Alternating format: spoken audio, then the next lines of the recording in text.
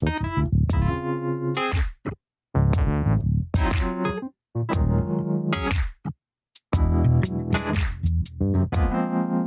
que você faz o que você faz?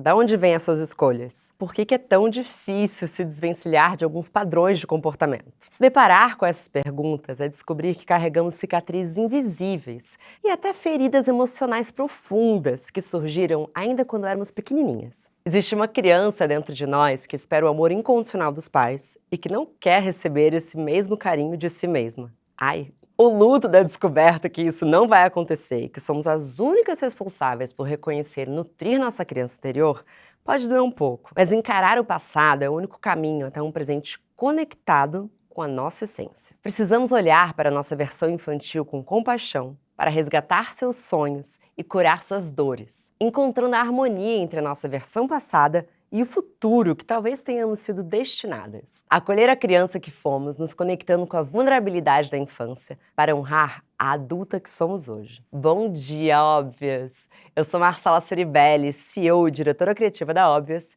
e hoje eu converso com a psicanalista Fernanda Lopes. Nesse episódio, que conta com o apoio de Nivea, vamos falar sobre o convite de ser quem a gente quer ser agora. E aproveitamos para apresentar os novos sérums Luminous 630 antimarcas, que deixam a pele mais uniforme, reduzem marcas escurecidas do rosto e evitam o aparecimento de novas áreas hiperpigmentadas. Cada uma das 3 versões do produto traz o foco personalizado para levar em conta as necessidades de cada uma. O primeiro, com 2 vezes mais ácido hialurônico para uma pele mais iluminada e hidratada. O segundo, com ácido salicílico, que atua na oleosidade da pele para diminuir as marcas da acne. E o terceiro, com booster de colágeno, que atenua rugas e linhas de expressão. Nivea entende que para ser quem você quer ser agora, muitas vezes mudanças são necessárias, sempre olhando para o ontem como forma de construir um hoje e um amanhã mais felizes e autênticos. Prontos para entrar nesse papo? Bom dia, Fê! Bom Seja dia. bem-vinda! Obrigada pelo convite. Estou muito feliz de estar com você aqui hoje. A gente até começou a ensaiar um papo, Sim. Mas hoje o tema é profundo. Vamos ver se ao longo do episódio eu vou querer dividir algo das minhas dores de criança com você. Mas vamos lá, vamos já chegar direto nesse assunto. Qual que é a importância para nós, como adultos, entendermos as nossas dores e talvez até alegrias como criança? A gente tem focado muito nas dores de criança? A gente foca muito nas dores das crianças, né? Do que a gente tem de dor da nossa criança interior. E eu acho engraçada essa imagem da criança interior, porque parece que você tem uma mini você dentro de você, assim, sabe? Eu gosto mais de pensar que a gente mantém conservado uma coisa dentro da gente que é o infantil, que é mais do que a criança, a idade, como era, mas que são as suas coisas mais infantis, seus sentimentos mais que você tem vergonhinha, assim, de contar e tal. Mas sabe o que eu acho? Que a gente acessa, a gente enxerga a tal da criança interior muito mais fácil quando a gente vive uma coisa que é muito legal do que quando a gente vive os sofrimentos. Os sofrimentos depois você vai associar com isso. Mas quando, sei lá, você foi numa competição, você foi jogar joguinho de tabuleiro, você está jogando Uno, e aí você se empolga, ou você perde e fica muito chateado, ou você se empolga e é tão divertido. Isso é voltar para um certo infantil, né? Para esse lugar da brincadeira, para esse lugar que você tá menos focado em performance e mais em viver a experiência, assim.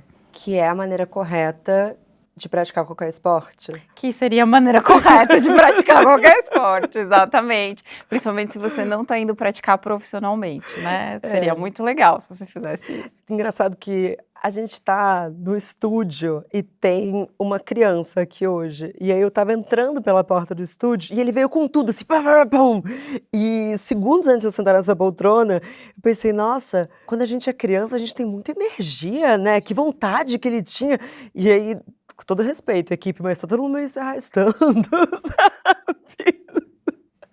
Isso é só biológico ou também a gente vai se podando com o tempo dessa energia? A gente vai se podando e a gente vai tendo muito mais atividade, né, que nos exige trabalho, cuidar da casa, as preocupações, o tal dos boletos, que retiram a gente dessa coisa, dessa espontaneidade. Acho que você tocou numa cena muito boa, que a criança tem a ver com o espontâneo, com o menos programado, com eu vim aqui, passei correndo e é isso. Né? Eu não sei se pode correr aqui, eu não pensei se eu posso correr, será que ela vai ficar chateada se eu correr, se vai agradar, se não vai agradar, se eu só corri, entendeu? Conforme a gente vai crescendo, e você vê isso com as crianças crescendo, né? Eu tenho uma filha de 10 anos, que vai fazer 11 agora. Você vai vendo que esse lugar do espontâneo, ele vai cedendo. Ele vai cedendo na medida em que eu começo a me preocupar mais com o que os outros vão pensar daquilo que eu tô fazendo. Que o pequenininho não tá pensando sobre isso, certo? Ele simplesmente abre o que ele quer comer na sua frente, não te oferece e é isso.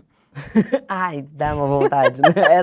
Essa criança interior eu tenho. É isso, que a gente fica com vontade, mas você em algum momento você aprendeu que, putz, eu tô numa roda, então eu vou oferecer o meu lanchinho, mesmo eu não querendo dividir o meu lanchinho, que o correto é oferecer, lá. Isso vem com o tempo, né? No início é só esse espontâneo, pro bem e pro mal.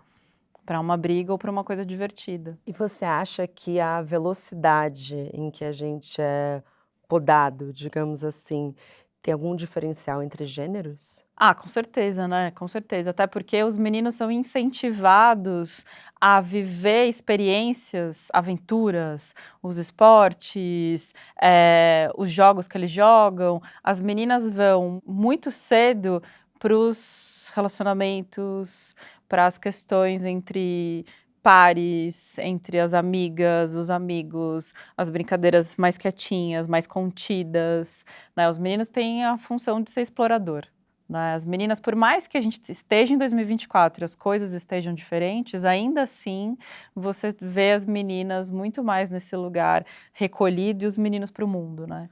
Mas você vê isso na base da educação? Porque eu tenho certeza que essa não é a educação, por exemplo, que você está dando para sua filha. Eu não, mas eu tô numa bolha, né? A gente Sim. vive em bolhas, né?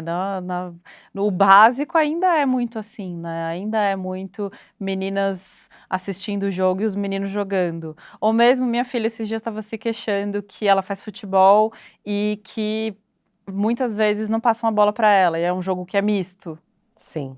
Então, entendeu? Por mais que ainda tem esse desafio, porque não tá resolvido, né? Nem nas bolhas. Eu vivi um pouco isso, porque eu tenho um irmão gêmeo homem. Olha só. E tinha uma questão com os meus pais que eram: vocês dois têm que fazer as 2 atividades. Então meu irmão se formou em dança contemporânea. Que legal! E eu, infelizmente, fiz futsal.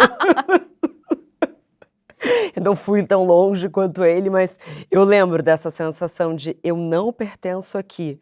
Mas eu continuava ali, eu era a última a ser escolhida, tomei umas boladas na cara, sofri uns bullings, mas nos anos 90 não existia essa palavra. Não existia. Mas eu acho que isso não me criou muito trauma, não. Acho que talvez minha mãe tenha feito certo de ter me colocado ali. Então, isso tem super a ver com o que você abriu falando das marcas, porque se a última a ser escolhida, muitas vezes é o que a gente vai levar para todo sempre, amém, sabe? Você vai levar para a sua entrevista de emprego, para aquele momento em que todas as suas amigas marcaram um rolê e não chamaram você, para a viagem da turma que você nem queria ir, porque você nem gosta de acampar, mas não te convidaram, você já tinha dito não 5 vezes antes daquela viagem, aí na quinta eles falam, bom, Marcela não gosta de acampar, né? Nem vamos falar nada com ela. Aí eles vão viajar e você fica arrasada, você fala, nossa, ninguém gosta de mim, porque esse infantil que você leva com você para sempre, né? Sim. Que não é racional, saca?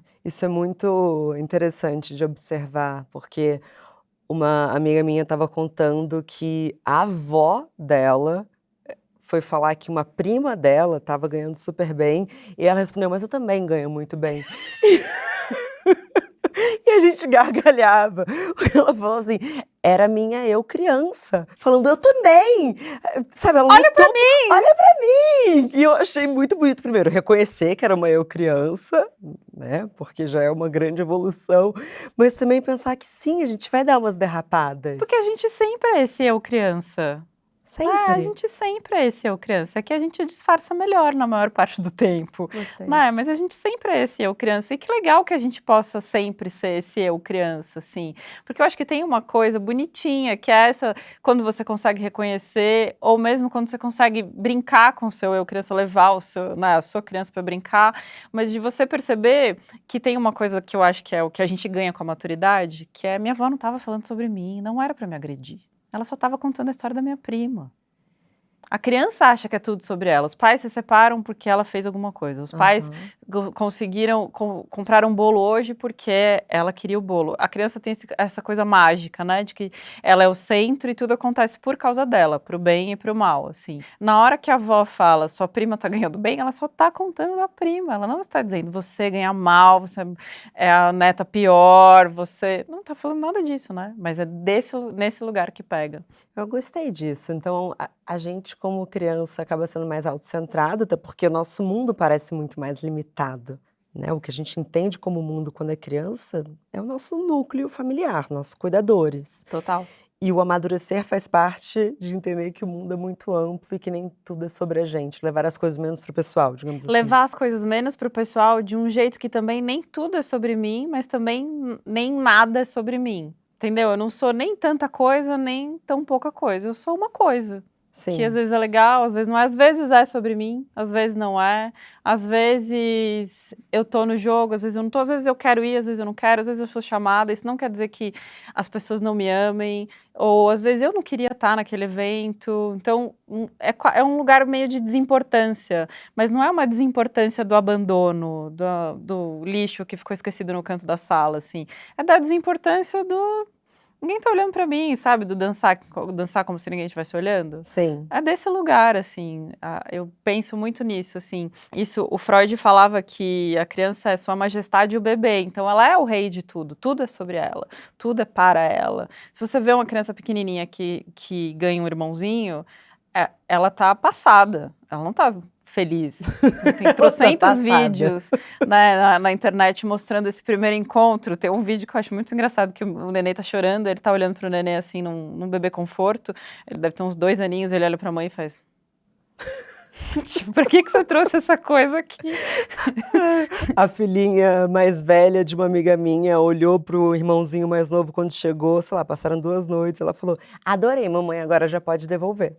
Exatamente, foi muito legal, obrigada, mas aqui é tudo pra mim, entendeu? Os brinquedos são meus, a casa é minha, a mãe é minha, a comida é minha, e é sobre isso, não tô interessada em dividir. E esse tudo sobre mim te inflaciona, né? Te deixa muito grande. E aí é desse lugar muito grandioso que você se afeta, que você vai imaginar que o outro te deu uma olhada, te olhou torto para um lugar e você entende que é sobre você. Que você falou com alguém ali no canto e você tá imaginando que tá falando sobre você. E tem tanta coisa, né, pra você estar falando, que é sobre mim, eu sou tão importante assim. Eu gosto de pensar que você falou dance como se ninguém estivesse olhando, mas vou fazer uma adaptação, faça ioga como se ninguém estivesse olhando, Boa. porque eu acho Boa. que é uma atividade que, de fato, outro dia eu levei uma pessoa para fazer a primeira aula dele e aí ele falou: "Nossa, mas fiquei meio assim, não sei se estavam olhando", eu falei: "Ninguém tá olhando, tá todo mundo preocupado se alguém tá olhando para si mesmo", e é exatamente isso, na vida tá todo mundo tão preocupado de ser olhado que, na verdade, ninguém tá olhando para o outro. Me fiz clara? Se fez clara. Ninguém, tá todo mundo olhando pra si, né, e cada vez mais tá todo mundo olhando mais pra si, menos pro outro, mais em si mesmado, né, e isso também é uma questão, né, porque se a gente nunca tá olhando pro outro, a gente não tá em relação com o outro. Eu tô preocupada em performar pro outro, não em olhar o que que esse outro quer, o que que esse outro fala, quem é esse outro, se eu tô interessada em estar nessa relação, se eu não tô. É, isso em pouco tem a ver com uma criança interior. Total. Quero perguntar sobre um estereótipo, Fala. pura curiosidade. Existe algo que se conecte com ideias que a gente ouve como filho do meio é sempre mais esquecido, filho caçula é o favorito. Existe algo de psicológico ou de verdade nesses estereótipos da ordem dos irmãos? Olha, talvez tenham abordagens na psicologia que vão dizer que você tem essas caixinhas. Da onde eu falo, que é da psicanálise, não consigo pensar numa caixinha porque eu não tenho o sistema chave fechadura. Você pode ser o do meio e ter a sua história de ser o do meio. Que é o que eu acho mais legal, na verdade. O que me encanta na psicanálise é isso, assim, é essa ideia de que os seus fatos biográficos não são quem é você. Quem é você é o que você fez e o que você faz com a tua biografia. Então, se você é do meio, mais novo, foi adotado, não foi, se você...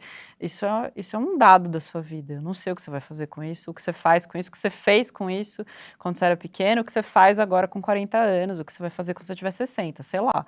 Então, eu acho que você fica mais livre para contar e recontar a tua história, muitas vezes, de muitos pontos de vista, né? Eu acho isso bem importante a gente levar em consideração, até porque falam tanta coisa sobre essas verdades de psicologia de botequim, digamos assim, que a gente acaba assumindo como verdade. Total, e aí você assume como verdade e de um lugar em que quase que vira um manual, né? Então, se é assim, é isso, não é mutável. Eu não posso mudar, eu já sou filha do meio, então, portanto, os meus pais me deixavam esquecida, eles preferiam o mais velho, preferiam o mais novo, o mais velho era mais responsável, o mais novo era o queridinho, então o do meio é aquele que teve que fazer. Então, você veio com o destino traçado? Aí se Sim. você vai fazer terapia, para. Mas independente de como Ué, total. você já tem o destino traçado, você já veio com o manual de instrução, né? Então, Você deve beleza. amar a astrologia, né? Não, eu adoro astrologia. Jura? Eu adoro Ai, tá. astrologia. Adoro astrologia, mas tem um lugar, entendeu? Claro. Tem um Qual o lugar da lugar. astrologia pra você? Nossa, acho que é uma diversão, assim. E eu acho que tem uma leitura. Eu me identifico com coisas, mas eu não tá tudo sobre mim ali. Porque tem eu ser leonina e tem o que eu faço com eu ser leonina, entendeu? Senão todos nós seríamos iguais. Absolutamente. E, enfim, como 2 vezes falando do meu irmão, então alguma coisa tá acontecendo. E a terceira que eu falei antes de gravar, e eu quase nunca falo dele. Teu irmão gêmeo, então assim, se fosse pra entender A psicologia do gêmeo. Tem um monte de livro sobre o gêmeo, a questão gemelar, a subjetividade gemelar. ai, tudo que eu sei é que, ai, a gente deveria ser muito competitivo. A gente é zero competitivo um com o outro, sabe. Já tentaram a gente tem uma relação muito saudável e sempre tentam dar uma problematizada numa relação que vai bem. Tem outros problemas, bastante probleminha aqui, mas não é com ele. Então eu acho que é importante tomar cuidado com essas fórmulas de bolo que às vezes caem bem em vídeos de 30 segundos na internet. Por isso que eu acho também importante tomar cuidado com essa ideia de que vamos curar a criança ferida para então, porque o que seria curar a criança ferida, né? Que ferida é essa? A gente volta, é um trabalho de como chama aquilo? Regressão. Eu volto, encontro aquilo que me feriu naquele momento, aí eu faço diferente e aí a partir de agora isso está resolvido. É sobre isso? É isso que é assim que a gente conta as próprias Essa é histórias? minha pergunta para você. Quando se fala sobre cuidar de uma criança interior, do que a gente está falando quando a gente fala de psicanálise? Eu acho que quando a gente fala de cuidar da criança interior, a gente está falando de cuidar de um sofrimento, né? De cuidar de algo que dói em você e que às vezes você também não sabe o que que é. Alguma coisa que você, sei lá, você sempre reage mal quando você perde, quando você foi demitido e aí você ficou muito deprimido, você terminou um relacionamento, alguém terminou com você ficou muito deprimido, e aí você vai levar isso para sua terapia porque você está se sentindo muito mal, você não consegue fazer suas coisas. Em alguma medida, cuidar disso não é você me contar como era quando você tinha 7 anos e ninguém te escolheu no futebol. Não é exatamente isso, talvez isso apareça, mas vai ser cuidar de como é que é para você quando você não é escolhido. Como é que é para você o seu desejo de ser escolhido por todas as pessoas? Tem uma história que eu amo muito, que é o Porchat uma vez contou uma história, que ele fala que ele estava numa apresentação e tinha, sei lá, 800 pessoas assistindo o Fábio Porchat, e ele viu que tinha uma pessoa que não riu o tempo inteiro. Ele termina o espetáculo, as pessoas vão parabenizar o cara, né, o Fábio Porchat, as pessoas vão parabenizar ele, e ele fala, tinha um cara que não... ele não deve ter falado. Brother. Bro, tinha um cara que não riu na fileira tal. Aí a pessoa diz pra ele, cara, tinham 799 pessoas. Você tá preocupado com um que não riu? Eu sou assim, onde que trata? Então, aí a gente vai tratar o seu lance de ter se sentido excluído, ou a gente vai tratar o seu desejo de que todo mundo te ame muito. E todo mundo ria de todas as suas piadas, que você é muito incrível e maravilhosa. E todo mundo tem que gostar. É disso que a gente cuida no fim das contas, né? Que aí chega uma hora e você fala, caraca, né, tinham 799 pessoas, por que eu tô preocupada com uma? O que essa uma tem, né? Tipo, é mesmo. E, enfim, em algum momento isso deixa de ser tão importante. É que não é uma ilusão de onipotência, eu entendo, mas a minha dúvida é como que a gente consegue identificar quando existe algum incômodo, quando esse sujeito sente que ele se confrontou com uma falta. Se essa falta é desse sujeito adulto ou dele quando criança? Essa falta é desse sujeito, ponto. Não importa se ela é desse sujeito adulto ou dele quando criança. Porque eu vou cuidar dela nesse momento que a coisa está acontecendo. Eu cuido de você na idade que você chegou, né? E aí eu vou cuidar de você integralmente, porque esse sujeitinho da infância, esse infantil que está em você, ele não é cronológico. Ele não é dos seus 7 anos, quando X coisa te aconteceu. Ele é da sua vida. Ele é essa coisa que repete na sua vida, que quando você viu, está acontecendo de novo. E você está se sentindo mal e você nem sabia. Sabe quando você, sei lá, alguém te fala uma coisa, tipo isso que aconteceu com a sua amiga, que ela nem estava preparada para ser tomada por essa emoção? Sim. E aí você é tomada pela emoção e você fica, nossa, mas nem era para tudo isso, né? Sabe? Foi só, tipo, minha avó falando, nem era para eu estar tão tomada, incomodada com o que aconteceu.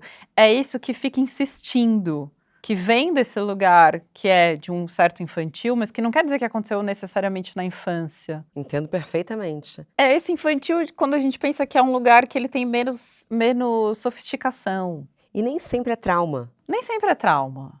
Nem sempre é um trauma real. Realmente alguém não te escolheu, você passou todos os jogos. Uma coisa que eu vivo muito no consultório são as pessoas se dando conta, muitas vezes dizendo, poxa, eu nunca era escolhida, eu nunca era escolhida, eu nunca era escolhida. Na verdade eu nunca era escolhida por quem eu queria que me escolhesse. Bom, então tinha uma escolha. Aí a gente tá falando de uma outra coisa. Olha, que bom isso. Mas isso é você podendo se recontar, né? Que é o que você vai fazer numa análise, tipo, você vai recontar a sua história, você vai escrever de novo, vai se dar conta de coisas que você pode contar de outro jeito. Você escolhe contar, igual fotografia, você escolhe fotografar desse ângulo, mas tem vários outros, né? E aí quando você amplia, você se dá conta de que tem outros pontos de vista para aquela mesma situação, né? Então passa também por uma investigação. Passa por uma investigação, passa por uma ampliação. Mas dificilmente alguém vai vir com uma ferida, e acabou de acontecer. Provavelmente essa pessoa viveu isso numa repetição, né? Se sentiu mal sei lá, num relacionamento, no trabalho, recebeu um feedback que não foi legal no trabalho, ou ouviu de 5 namoradas a mesma coisa, e aí você chega uma hora e você fala, bom, acho que temos um problema. Ou fez um sintoma, né, um sintoma nela própria, então, sei lá, tá tendo crise de pânico, ficou deprimido, começou a ter urticária. Tô pensando em sintomas bem clássicos, mas Sim. ou tá desanimado, enfim, essas coisas que acabam te levando a investigar o que isso tem a ver comigo. Na verdade, verdadeira, assim como crianças que somos, na análise a gente chega, na terapia a gente chega com as nossas crianças reclamando que quem fez foi o Bruno, não fui eu, entendeu? Não Ele tenho que nada me a ver com bateu ele. primeiro. Ele me bateu, exatamente. Foi a professora deu nota ruim para toda a classe. É isso, não é isso. O problema é o trabalho é horroroso. Uma emoção infantil que mora muito na gente é uma tendência a nos desresponsabilizar por aquilo que nos acontece? É uma tendência a nos desresponsabilizar por aquilo que nos acontece e dizer que isso só acontece porque essa outra pessoa faz isso comigo. A virada, que seria uma virada para uma maturidade, vamos dizer assim, é eu pensar o que eu faço com isso que você faz comigo. Então eu tô ali me queixando, que todas as vezes o meu chefe me enche de trabalho, e não tô excluindo o mundo real que a gente vive, né? Mas que ele me enche de trabalho e eu tenho que fazer, ele me pede coisas que não estão no escopo da minha função, e aí eu faço, fico até 3 horas da manhã, ele não me reconhece, opa, mas Então você queria, o que que é? Qual a importância de ser reconhecido? E aí a virada é eu pensar, por que que eu continuo nessa posição? Por que eu continuo fazendo quando ele me pede? Ah, mas se eu não fizer, eu vou ser demitido, só tem esse trabalho. Você vai abrindo, entende? Para você Sim. pensar o que que te faz ficar nessa posição, nessa relação. Eu posso chegar à conclusão que nessa relação só tem essa posição. E aí o que que eu tenho com isso? Eu posso ir embora dessa relação? É possível? É uma situação em que isso cabe? Ou como é que eu, dentro dessa relação que eu consigo me posicionar de um jeito diferente, que não seja esse em que eu entendo que eu tenho que atender tudo que você pede. Porque a criança, ela tá num lugar de desigualdade, né? Se você pensar em relação ao adulto. Então, ela tá numa situação em que ela tá mais vulnerável.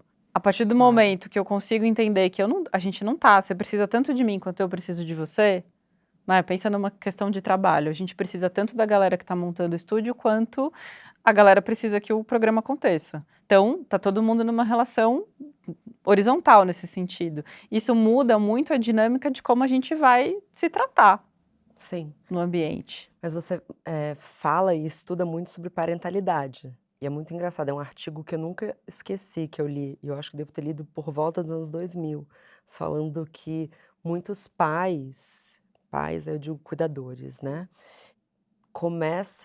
sentem um certo poder nesse lugar superior que você falou, e pode até em alguns momentos algumas broncas saem de mão, porque é onde ele se sente poderoso, então tá ferrado no trabalho, mas em casa é ele que manda. Os anos 2000 estavam errados ou pode existir algum sadismo aí? Não, super existe um sadismo, né, e é um puta risco de abuso de autoridade, de violência.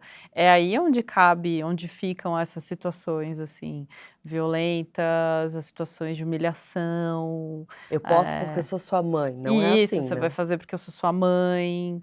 Não é assim, ao mesmo tempo também não é temos uma relação 100% horizontal e a gente negocia tudo. Não, tem coisa que não é negociável, Não, né. claro que não, eu tô Escovar o falando dente. estamos falando não, claro, sou Não, é porque o que eu falo isso, porque muitas pessoas beberam dessa fonte dos anos 2000, de uma ideia de que então tudo que a gente tem que fazer é ter muitos diálogos e explicar tudo, e perderam uma ideia de que criança precisa de contorno, né, a gente precisa de borda, de limite, de que eu saiba que eu posso ir até aqui, até porque daqui para lá você pode se machucar, daqui para cá eu sou um adulto, eu sei o que culturalmente cabe, o que não cabe, aonde pode correr, onde não pode correr no meio da rua, aqui dentro talvez possa correr, não sei, mas lá fora não pode correr na rua porque o carro passa, então a gente perdeu um pouco essa ideia também de que às vezes ser adulto é ser firme, uhum. né, que a criança não tem nenhum problema em ser firme, inclusive. Não, né, elas começam a responder. Ela não tem nenhum problema em te dizer: "Não gostei,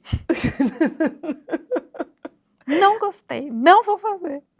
É, aí fica, enfim, essa dicotomia entre: "Ai, essa maternidade boazinha demais", e geralmente falam maternidade, né, não falam da paternidade. Sim, porque a principal responsável culturalmente ainda é uma mãe, né. E você acha que existe alguma emoção fruto dessa educação dos anos 2000 que acabou tendo algum sintoma em comum de uma geração nossa, por exemplo, quem tem hoje, sei lá, entre 25 ou 35 anos, dessa geração que ainda não tinha essa visão, por exemplo, sobre é que eu adoro quando as minhas amigas são mães falam: "É importante levar em consideração que a criança não tem um cérebro formado". E isso é verdade. Você vai exigir da criança que ela tenha os mesmos trejeitos e habilidades sociais que você, que tem 30, 40 anos de vida. Você acha que tem alguma consequência para essa nossa geração? A gente talvez nós sejamos uma das primeiras gerações que entendeu que a criança é uma pessoa integral, né, e que como uma pessoa ela precisa ser respeitada, que passou a pensar que quando a criança diz não para comida, ela é pequenininha, é o bebê que você está ali, ele está experimentando, você acredita que ele tem condição de nomear o quanto de comida que cabe no corpinho dele, e que eu não sou a única que sei tudo sobre ele. Eu acho que isso é uma grande mudança, né, de uma bolha ainda acho, mas de uma geração que pede desculpa para filho, tipo: "Exagerei, pesei a mão, né, exagerei aqui, estava nervoso, estou num dia difícil no trabalho, que abre diálogos que não abria antes, né? Mas, ao mesmo tempo, eu acho que também a gente tem levado muito esta criança ferida para as maternidades e para as paternidades, de um jeito que eu vou fazer tudo diferente, que para mim é uma grande adolescência, né? Eu vou fazer tudo diferente do que meu pai e minha mãe fizeram, porque eles erraram tudo. Peraí, isso é muito bom. Você acha que existe uma maternidade e paternidade adolescente? A gente vive uma adolescência no início, né, da paternidade e da maternidade, que é assim, só eu sei, entendeu?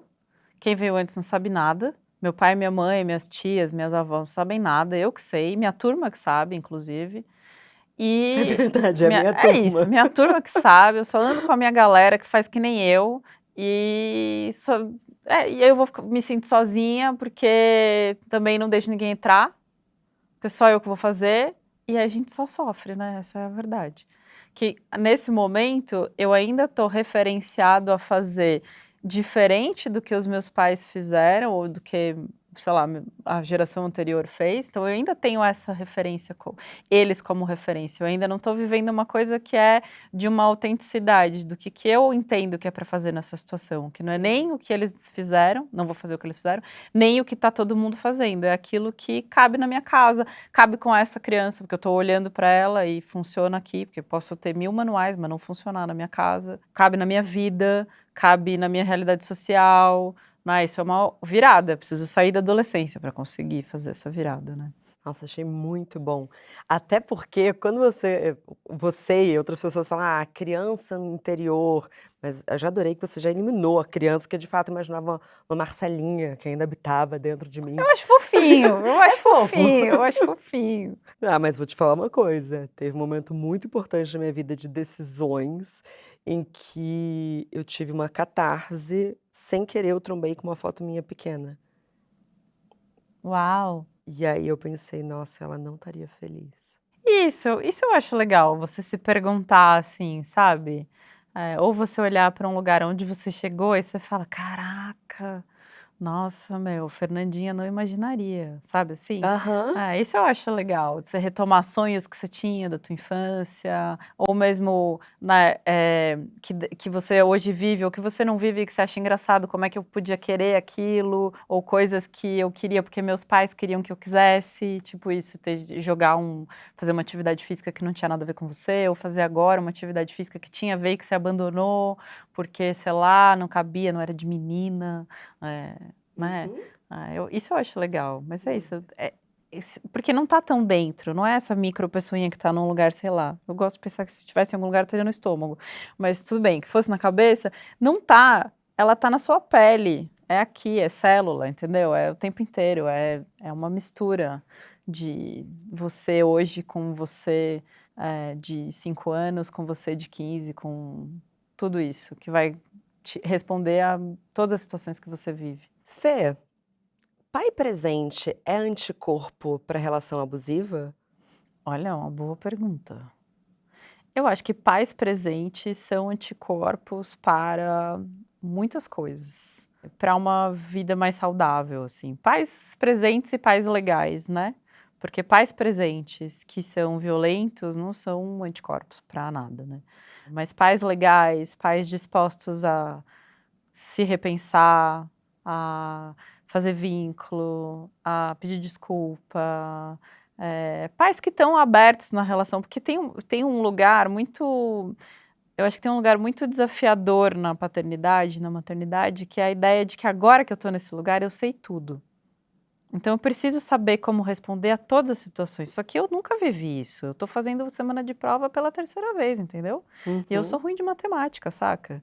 Então também estou revivendo a minha criança interior, minha adolescente, está revivendo o trauma das notas baixas, né? E tendo que estudar para a prova de coisas que eu já não entendi lá, entendeu? Eu continuo não entendendo. Ai, que pesadelo! É um pesadelo, exatamente. Há um tempo atrás, pai e mãe jamais assumiria que não sabe alguma coisa. Sim. A minha mãe assumia, mas eu Muito mais raro, né? Um pai e uma muito mãe que raro. assumia, que falava que não sabia. Não, isso é coisa sua, você tem que resolver sozinho. Isso vira uma piada hoje em dia. Vou estudar matemática com a mamãe. É um jeito de me aterrorizar. Ai, que bom! Isso é muito mais leve. Então, eu acho que pais presentes numa ideia de que a gente também está aberto a errar Numa humanidade. Numa humanidade, é isso, numa humanidade. Aí eu acho que você é anticorpo e que você planta sementes para um mundo muito mais legal, de que a gente possa ser humano, que a gente erra, a gente acerta, a gente tem dia que tá bem, tem dia que tá mal, tem dia que a gente também faz birra, Sim. tem dia que você fala uma coisa, a criança fala para você, mas por que eu não posso? Aí você fica, não sei. Aí você se dá conta de que às vezes você tá só batendo o pé porque tá te desafiando, você vai falar, não vai ganhar de mim. E vamos falar um pouco sobre amizades? Sim, por favor. Porque a minha dúvida central é, a criança interior, ela tem uma idade? Ou, por exemplo, uma experiência que você teve até os 16 anos, ainda fere essa criança que está na nossa pele? Ou é muito Fere. petitita? Não, fere, né? Fere. Porque fere, vamos pensar que fere nos nossos sentimentos básicos. Lembra? Você assistiu Divertidamente? Amo muito, tá vindo o próximo, tô muito animada. Eu amo muito. Então, acho que a gente fere ali nas memórias bases. E nos sentimentos básicos. Raiva, tristeza, alegria, nojinho e o medo. A gente fere nesses lugares. Sempre nesses sentimentos base ali. Não é que vai te ferir com a sua criança de 16, a sua criança de 3 anos. Vai ferir esse infantil, essas coisas que quando a gente cresce, sabe essa coisa que a gente cresce e a gente vai, sei lá, isso já me acontecia muito. Eu vou dar uma palestra e aí eu vou falar sobre questões raciais. E aí eu começo a falar e eu começo a chorar. Eu fico emputecida de estar chorando, porque adultos não choram, certo? Correto? Certo. Adultos, sobretudo, fazendo um trabalho, definitivamente não é um lugar onde eles vão chorar. Que é uma coisa que a gente aprende que não cabe no adulto. É isso. Então, fere nesses sentimentos que a gente, por alguma razão, entendeu que eles não valem como uma racionalidade, como uma intelectualidade, como, né, todas essas coisas importantes, e ele vai ferir desses lugares, é desses lugares que a gente vai falar e desses que a gente entende que a gente já teria que ter resolvido. Provavelmente você já deve ter ouvido de alguma amiga tua que gostaria de conseguir estar numa reunião de trabalho que ela foi escrotizada, que rolou um assédio moral, e ela teve vontade de chorar e foi responder, a voz embargou, e ela quer na próxima conseguir não chorar para ser respeitada como um adulto. Eu ia falar isso. homem. Homem adulto. Um homem adulto. Mas é isso, como um adulto. Caraca, mas por que a gente inventou que adulto não sente essas coisas? Ou que o adulto, ele é uma pessoa tão bem resolvida que ele não fica triste?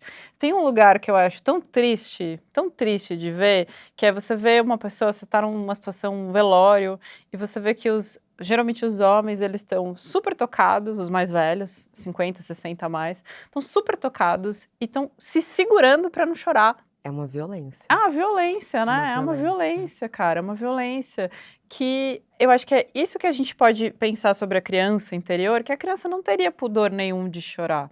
Não. Quem vai contar que isso não cabe num corpo adulto, sentir essas coisas?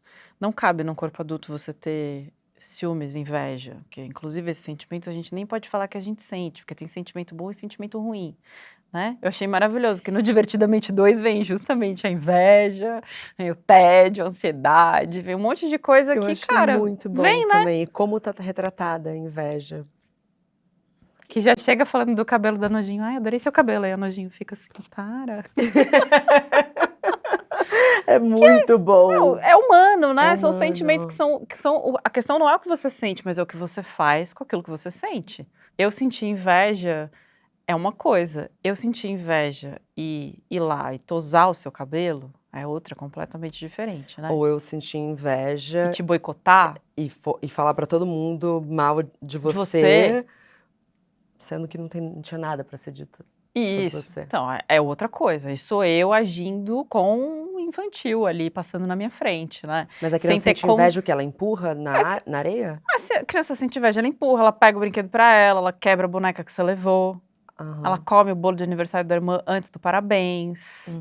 Ela vai fazer coisas que a gente aprende que, veja bem, quando a gente fica com inveja, como a gente cuida da inveja? O que a gente faz com isso? A gente dá outros tratamentos, a gente cria um livro.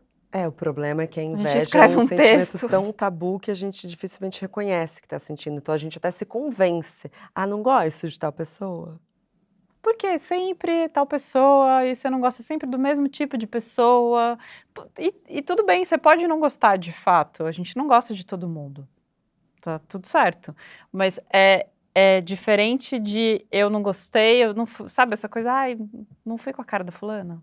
O não ir com a cara é sempre algum sinal. Ah, por que É, será? O é que uma será boa que bússola, tem? né? Né? O que aconteceu aqui? Que aí conta muito mais de mim, né? Do que da fulana. Né?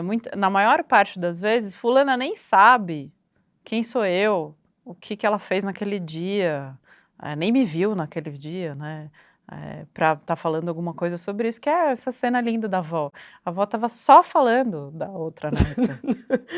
Tadinha da minha Puxando amiga, um ela vai... assunto, né? Assim, talvez contando alguma coisa para ter assunto com a neta, né? A outra já tá se defendendo, que a criança já se defende. Não fui eu, não fui eu, não fui eu, não falei nada. Então, mas eu também, porque a gente tem ciúmes, a gente compete, a gente não vai fugir disso, mas eu adorei essa ideia de uma coisa é sentir e o que diferencia é o que a gente vai fazer com esse sentimento. Exatamente. Uma coisa é eu ser competitivo, eu sentir ódio que o outro tá na minha frente, outra coisa é eu botar o pé para ele cair, né? Claro, Outra coisa é eu claro. boicotar ele no trabalho.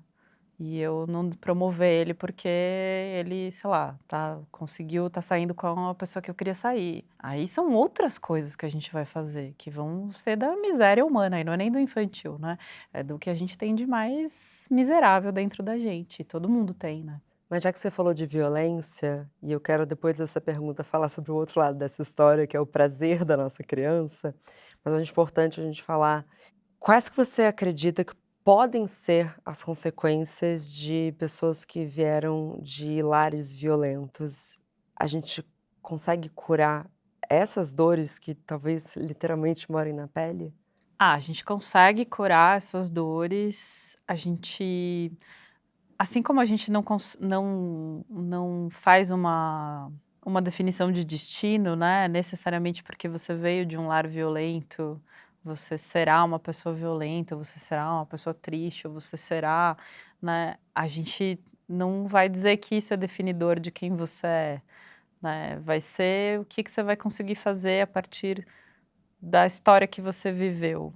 E aí isso não é só na terapia, né, tudo que vai acontecer ao redor da tua vida, né, o trabalho que você tem, as amizades que você fez, as outras relações que você fez, a maneira como você foi conseguindo construir, que coisas apareceram, porque tem isso também, né, eu acho bonito a gente pensar que tem coisas que acontecem, né, independente, sabe quando você pensa assim: "Putz, tem uma situação violenta, mas essa pessoa morava num lugar que tinha um projeto social super legal, e ela estava sempre nesse projeto", aí você vai pensar a importância do entorno, né, das garantias sociais, para que a gente não tenha só esse lugar que garanta a formação do caráter e da personalidade de alguém, né, tem um monte de outras coisas, tem a escola, né, o Emicida tem uma história lá de que teve a professora que não queria que ele desistisse, então geralmente as pessoas têm uma história para contar de algo que aconteceu nesse caminho, que as ajudou a poder se construir de outro lugar, a poder falar de outras coisas e a poder ampliar esse universo.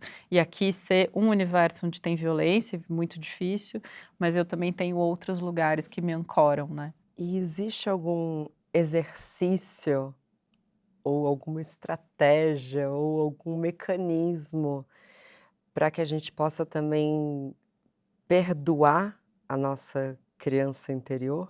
Eu acho que um exercício que a gente pode pensar é primeiro isso que é brilhante que tua amiga faz, que é perceber.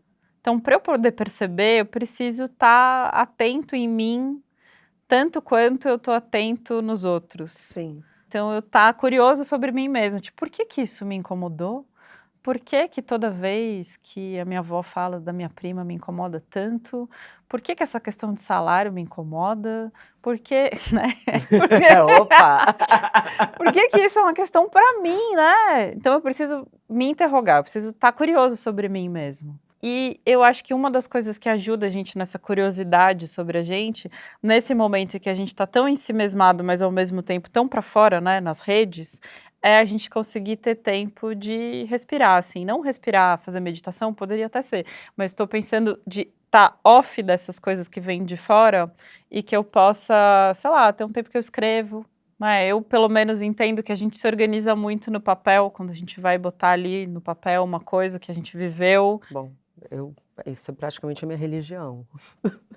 Inclusive, assim, meu sonho, aliás, ouvinte, comente aqui se te incomodaria se eu tivesse um caderno anotando aqui, porque nos episódios em áudio eu fico com o caderno do lado. E às vezes eu sinto falta. Minha intimidade com elas. Eu passei a anotar a sessão na pandemia, porque eu passei a atender muito mais online, né, na pandemia basicamente online, e aí a diferença que fez para o meu raciocínio clínico foi brutal, porque para mim o papel me ajuda muito. Eu ir rabiscando ali, não estou rabiscando exatamente o que você está falando, mas o que eu associei com aquilo que você disse, poder pensar uma coisa, e aí você vai falar, e aí depois eu consigo organizar o caso. Então eu acho que a escrita, não só a escrita, mas, sei lá, tem gente que é mais da arte, do visual, mas é um tempo que, antes de você responder, se dá um tempo para olhar para você e pensar por que essa coisa teve esse efeito em você. Nossa, absolutamente. Eu acredito que a maneira como a gente se apresenta para o mundo e muitas pessoas dizem: "Ah, porque eu sou muito explosiva, eu sou muito transparente", tá nesse tempo entre reação e resposta. Porque você pode ter uma reação de muita raiva de alguma coisa, que a criança explode de raiva, né, quebra coisa, né, já viu, claro, uma criança dá uma explosão de raiva. Mas talvez na nossa versão adulta, ao invés de eu despejar tudo nessa pessoa que gerou essa raiva, talvez antes eu vá soltar em algum outro lugar. Eu sou muito adepta de escrever. Então, assim, eu escrevo absurdos e às vezes até uma noite de sono, para conseguir chegar com como eu prefiro me colocar. Não estou falando que é Isso, problemático falar com raiva, não é isso. isso. Mas no momento em que eu não quero me apresentar com tanta emoção, quando eu acho que não cabe tanta emoção, que às vezes cabe, tá? Sim, Mas se eu não quero me apresentar com tanta emoção, eu acho que tem alguns exercícios de descarregar antes, entende? Quase uma drenagem da emoção. até porque esse se apresentar com tanta emoção, muitas vezes também é se apresentar muito vulnerável. Exatamente E a como eu me depender do sinto. lugar que você tá, de fato, não é bacana que você se apresente com toda essa carne viva exposta, né. Que não é à toa que quando a criança volta, encontra pai e mãe, é o momento que ela chora mais, sabe, essas coisas de criança pequena, fala assim: "Nossa, não chorou o dia inteiro, passou encontrou a mãe, começou a chorar". Sim, aqui chorou, Aham. beleza. Aqui a gente segura a onda. Aqui ela sabe que se ela chorar, ninguém vai maltratar, ninguém vai falar que não gosta mais, até porque não pode, então mora aqui mesmo, é isso. Então tem uma coisa que é a gente ter uma maturidade de que tem lugares em que é sábio eu me cuidar e entender que eu não vou me vulnerabilizar nesse espaço, que isso me expõe. É, me sinto Me desprotegida. sinto desprotegida, então eu vou pensar o que que faz eu me sentir protegida num espaço, numa relação, num espaço de trabalho, né, quanto tempo a gente leva às vezes para aprender que não necessariamente nos lugares onde eu vou trabalhar eu vou fazer meus melhores amigos de infância. Eu não preciso contar todos os detalhes da minha vida, isso não quer dizer que as relações não vão ser boas, elas podem ser boas também, mas a gente tem frequências, né, intensidade, né. É, e até aprender que nem todo mundo leva tão a sério quanto você a ideia de confiança. Também. E o que que para você é importante para você sentir confiança? O que que você precisa saber sobre essa pessoa para você sentir confiança? E mesmo assim, saber que confiança é uma aposta. A confiança é sempre uma aposta, É é uma aposta, verdade. pode ser que não dê certo, pode ser que dê, né, é isso. Também não apostar não te ajuda em nada. Algum nível de risco você vai ter que tomar. Sempre. Que bom, né? É, exato. A Rosa Monteiro fala nesse último livro dela, As Vantagens de Estar Lúcida, e ela traz vários dados sobre saúde mental e criatividade, é um excelente livro, que ela começa o capítulo falando assim: "Aparentemente sou imatura". E ela traz alguns dados que mostram que pessoas criativas se sentem mais livres de parecerem infantis, porque elas estão em contato com a sua imaginação, porque elas não têm muita rigidez. Ser adulto é um saco, basicamente, mas não, ser adulto é necessário, mas é muito legal esse capítulo, porque ela fala sobre permitir que essa infantilidade apareça. Engraçado que agora falando pra você, e às vezes acontece isso no programa, tá, eu tô falando e pensando, será que a gente criou esse termo criança interior, porque infantilidade parece que virou um xingamento? Porque infantilidade vira um xingamento e porque parece que o adulto é o cara que nunca erra. Aham. Porque a criança erra, beleza, a criança pode errar, a criança faz birra, a criança tem chilique, mas o adulto não. O adulto é o iluminado. E aí o adulto tá sofrendo pra caramba, né? Porque essa é a real. O cara que precisa sempre acertar é o cara que não dá um passo. É isso, o lance que eu falei da confiança da aposta, não dá um passo, porque o medo de errar é tão grande que eu não faço nada. Sim. E em algum momento você vai, né? Nesse sentido, o lance da criatividade, do ser imaturo, é de um lugar de que a gente vai fazer e a gente vai acertando no caminho. Se a criança tivesse medo de errar, ela não aprendia a andar. É verdade. Ela não aprendia a andar. Ela só aprende a andar porque tá de boa cair. E ela vai cair 1 zilhão de vezes, né? Eu escrevi recente um post no meu Instagram falando sobre encorajamento, porque quando eu estava agora na viagem para o Quênia, que eu fui correr, a principal coisa que os treinadores falavam, que as pessoas perguntavam muito, qual é o preparo mental dos atletas, o preparo mental dos atletas, lá. E os treinadores falavam encorajamento, encorajamento. E a gente está muito acostumado a uma metodologia Capitão Nascimento, né? 0-1! Não funciona comigo. Comigo também nunca funcionou.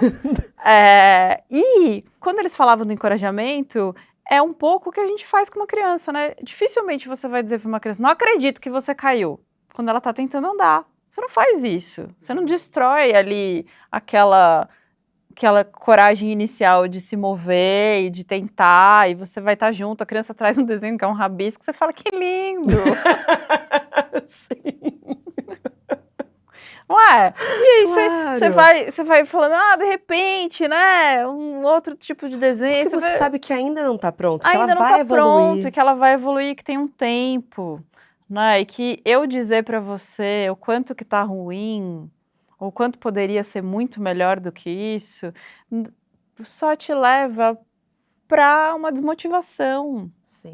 Que é diferente de eu não estar ancorada na realidade, né, e não saber que, por exemplo, putz, você já pode entregar mais, e a gente precisa olhar aqui para as coisas que estão difíceis, porque eu tô vendo que você está mais desatento, você não consegue entregar o relatório, o trabalho, isso, aquilo. Beleza, a gente vai olhar para isso, mas é olhar para isso de um jeito que eu não vou te humilhar, eu não vou dizer para você como você é péssimo, como eu não acredito que você passou nessa entrevista, eu não acredito que alguém te aprovou. A gente não faz isso, né? Não. E era muito bonito, esse treinador em específico, ele era um treinador que ele tinha uma palavra para cada atleta, que ele ficou ali, ele tinha um caderninho, ele ficou com um caderninho, anotando, e ele estava treinando os atletas dele nesse dia, a gente estava numa pista, ele estava treinando os atletas dele, que são tipo atletas que vão para as Olimpíadas, e tinha a gente, os pregos, Demais. correndo, junto com os atletas ali, e ele tinha uma palavra, alguma coisa para contar da gente que ele tinha observado ali, e era alguma coisa positiva para dizer pra gente. Então, nossa, a roupa que você foi super adequada para um treino de tiro, ele falou para um rapaz.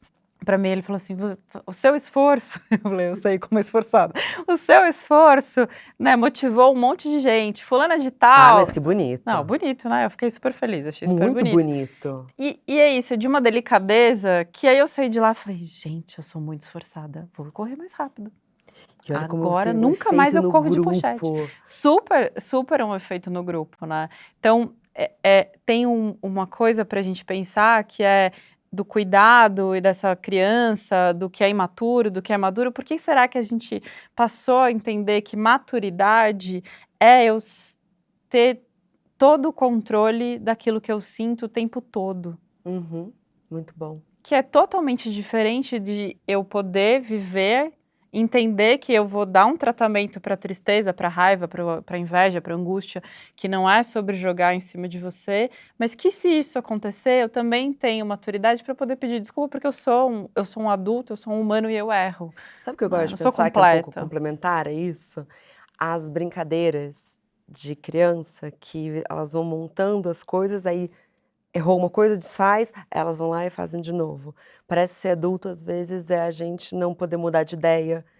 A criança pega, tira o papel e começa de novo. É a gente, uma vez que dá errado, melhor nunca mais fazer, porque então você definitivamente não é bom nisso. Então, talvez tenha a ver com a criatividade, porque a criatividade tem a ver com uma insistência. E Tem a quando eu ver com uma falo sobre insistência. criatividade, é muito importante falar sobre isso.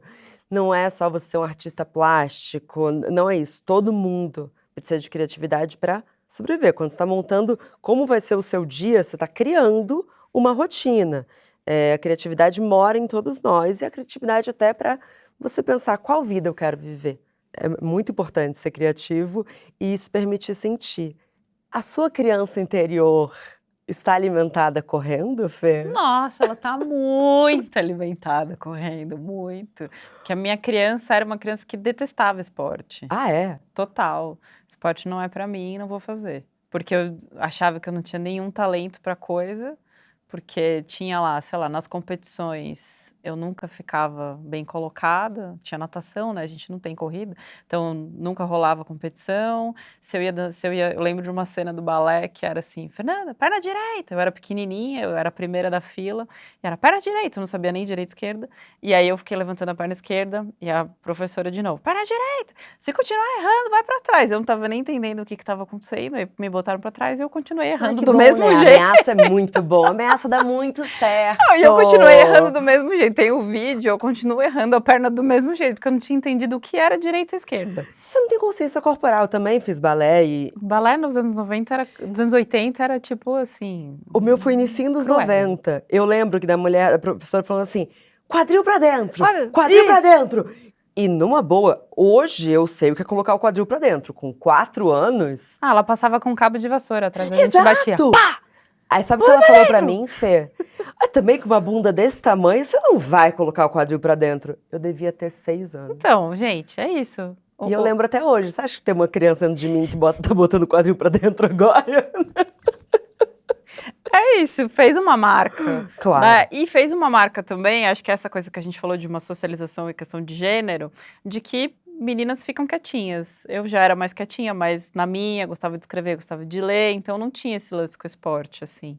Mas quando eu encontrei o esporte, parece que, assim, eu encontrei uma outra pessoa que estava só esperando este momento para falar, mano...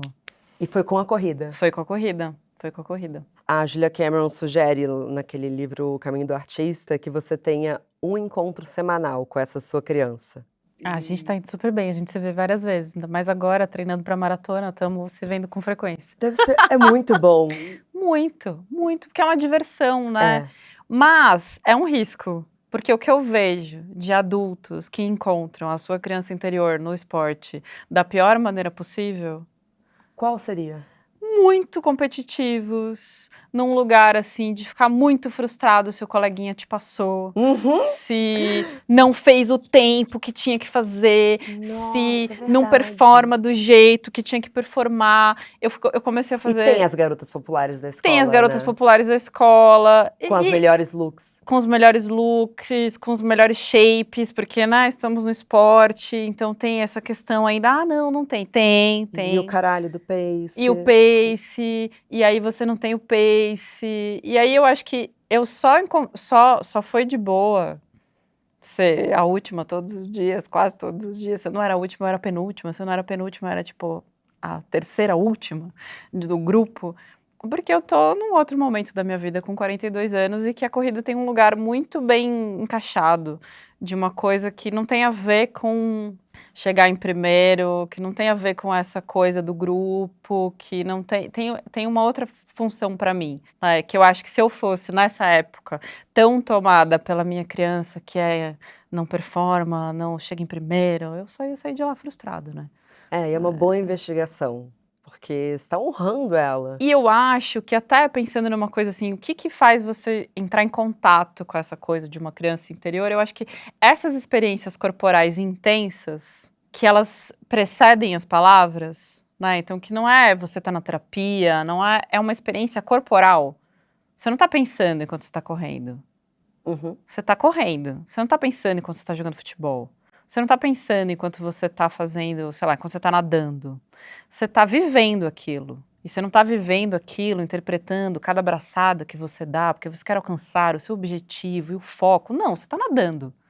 Eu acho que isso traz uma coisa em você que você não tem controle exatamente sobre as emoções que vão vir e o que você vai fazer com elas. Então você encontra pedaços seus que ficaram ali escondidos, perdidos no caminho, ou que estão perdidos nessa coisa dessa racionalidade, que vão te tomar ali. Quem já fez esporte de longa duração vive muito isso, né? Você vai fazer, sei lá, você assistiu Náiade, o filme da nadadora? Sim. Que ela vai nadar 60 horas? Não é? Tipo, nesse tempo, não tem inconsciente que dê conta de segurar a onda de quem você Claro vai que não. vir o seu melhor e o seu pior, é isso. E aí pode ser que depois disso você faça algo com essa experiência, mas eu acho que é um encontro muito potente com esse pedaço teu menos formatado. E é engraçado você falar a questão do esporte, eu concordo plenamente, mas me faz refletir se não é só o esporte, mas tudo que é corpo. Tudo que é corpo. Por exemplo, fazer esse exercício. Eu e você estamos aqui sentadas nessa poltrona bonitinha. Se eu e você, a gente sentar agora no chão, no tapete, talvez mude o tom da nossa conversa. Porque tem uma coisa mais infantil e mais uma Menos vez, formal. e no melhor dos sentidos. Sim. E aí, se de repente a gente colocar um papel aqui em branco e uma canetinha, é capaz a gente contar segredos uma para outra, igual crianças fariam. E quando eu comecei a pensar o que essa minha criança que eu trombei com a foto queria, me deu vontade de pegar sol e de dar um mergulho. Olha só. Não é louco? Falei, nossa, que vontade de pegar sol e dar um mergulho. Falei, nossa, opa, o que aconteceu aqui? Acho que foram os cachinhos, porque tinha um cabelo bem cacheadinho quando eu era criança. Fê, quem quiser se aprofundar... Primeiro, que delícia de conversa. Que bom, Meu feliz. Deus, muito bom. Adorei. Eu amei te conhecer. Adorei. Um dia eu quero correr com você, toda a também sua quero força brincar de com você. vontade. Você quer? Sua mãe deixa você brincar comigo? Minha mãe deixa. Que amor, obrigada. Para quem quer se aprofundar mais no assunto, também nas outras pautas que você é especialista, onde te encontramos? No Insta, no @felopespsico, e é isso. Isso. Objetivo. Tem o LinkedIn, mas eu nem sei dizer, porque esse é muito adulto. Achei muito adulto. Obrigada, querida. Muito prazer. Obrigada. Foi lindo.